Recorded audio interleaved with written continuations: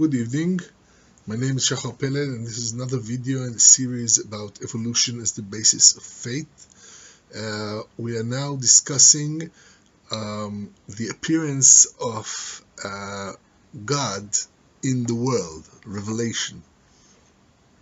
In fact, there are a few things that are inexplicable and that we find them in the world as we know it today.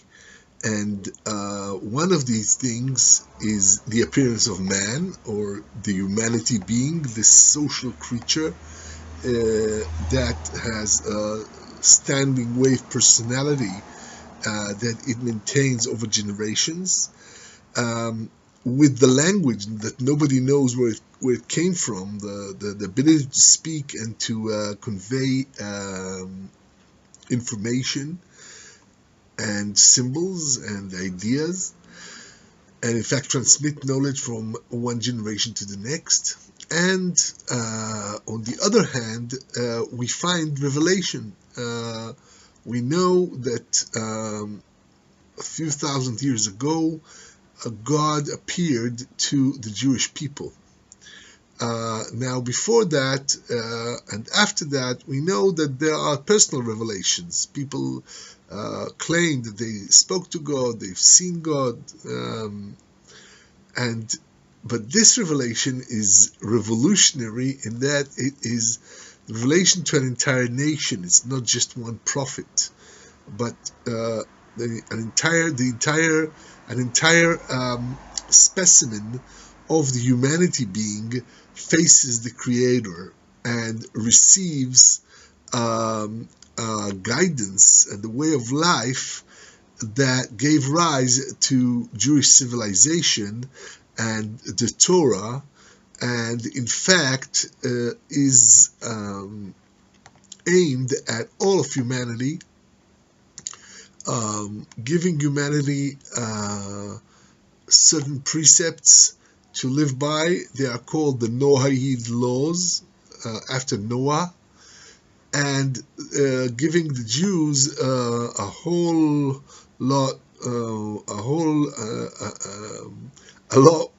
more precepts to keep, for they are supposed to serve as a kind of religious center for the world, while the rest of humanity is liberated from religion and is freed to worship God in an open way that only puts constraints on the extremes of murder, adultery, and so on, and at the same time liberates man from the need to be constantly involved in ritual. Anyway, we will begin now to read about this special interface, the special revelation in which God is revealed to the Jewish people. It is said in the Bible that God says to the Jewish people, "And I will be your God, and you will be my nation." And nation is a humanity being. All nations are humanity beings, developing into a standing wave personality with its own unique characteristic, with its own unique personality. And I quote here from Rabbi Akiva, who said, "There is an animal, one being, and it stands in the middle of the sky, in the middle of the heavens, and its name is Israel, and on its forehead the word Israel is embedded, and it says loudly, bless the blessed Lord. And all the corps of angels above also say after it, bless the blessed Lord forever." And this is something that's in the Jewish liturgy, and it in fact encapsulates the idea that Israel is a humanity being that has a certain unique characteristics in its relationship with God. It blesses God, the God that is blessed. Bless the blessed Lord. God is blessed. It doesn't need our blessing. That's the perfection. But when we bless the God, then we are the perfection of becoming more perfect. So it's the same relationship that we spoke of all the time between the immanent and the transcendent, between the world and what lies beyond it, between God and the world. So here too we find that Israel is the one that is blessing the blessed Lord. Reality, the channel, the hall through which we know God, is full of phenomena. It has buried dinosaurs, frozen mammoths, systems of ancient man, and Precambrian creatures that are the fathers of many animals that came later. We also encounter civilization and that which distinguishes man from all other animals.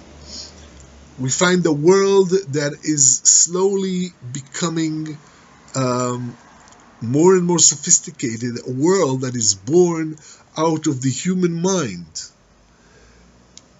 And this world that is being born of the human mind, this slowly evolving civilization of civilizations, also has the reality that we find there given to us of a single people which is both scattered throughout the world, yet still maintains its national identity, a very special people related to a very special Torah, a very special creed or teaching that cuts through all limits, that has no bounds, that has been translated into all languages and exerts its influence over all religions.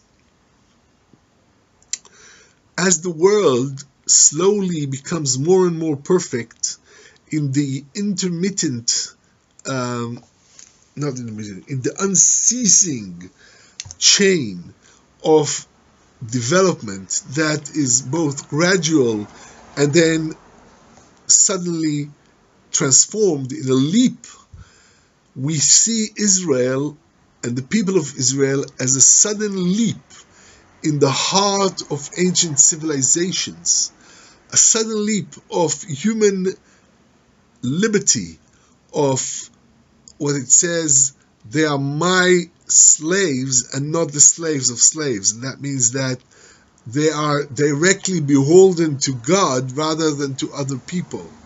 And it also is said that only the Lord's or God's slaves are truly free, because they are free from the tyranny of man. They have something transcendent, some ideal that is what they are beholden to.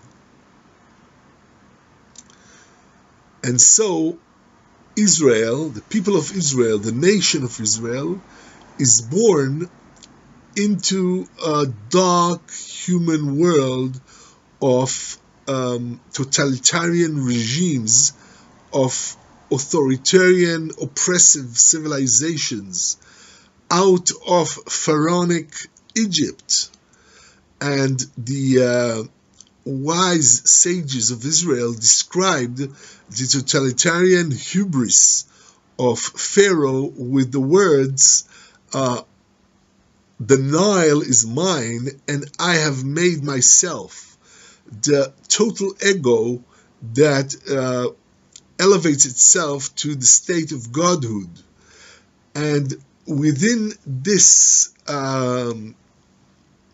very deep fault, deep defect of extreme egotism, extreme narcissism, that takes the very best part of man, the ability to transcend and makes it into its own tool, into something that serves an interest, it is from that point, in that place, where a single pharaoh, single person controls an entire civilization.